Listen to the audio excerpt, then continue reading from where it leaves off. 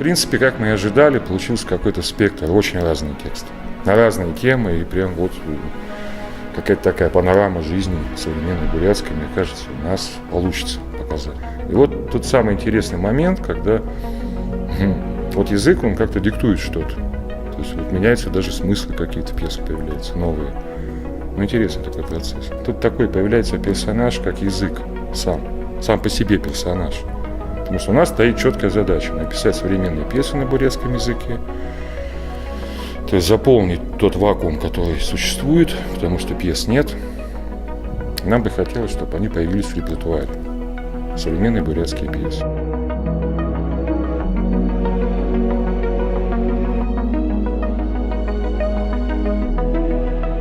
У меня очень большой душевный подъем, потому что работа, которую мы делаем, очень интересная, потому что мы работаем с 2 языками даже, для того, чтобы был подстрочник на русском, перевод для русскоязычных зрителей. И наша задача максимально донести текст автора до зрителя в неизмененном виде, так, как он его видел, так, как он его замысливал.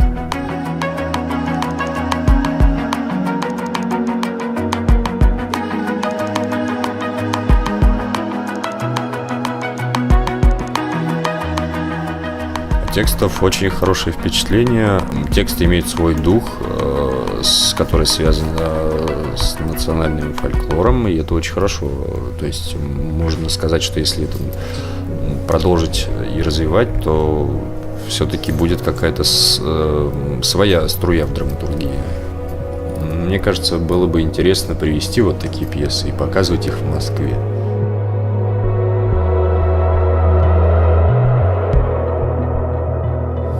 Интересно, волнительно, конечно, как сейчас воспримут. Но пока идет работа. Для себя еще новые открываю какие-то. Оказывается, это очень интересно. Иногда бывает стыдно, как-то неудобно все равно, то, что такие хорошие, как бы уже опытные актеры, да, играют твою какую-то первую пьесу.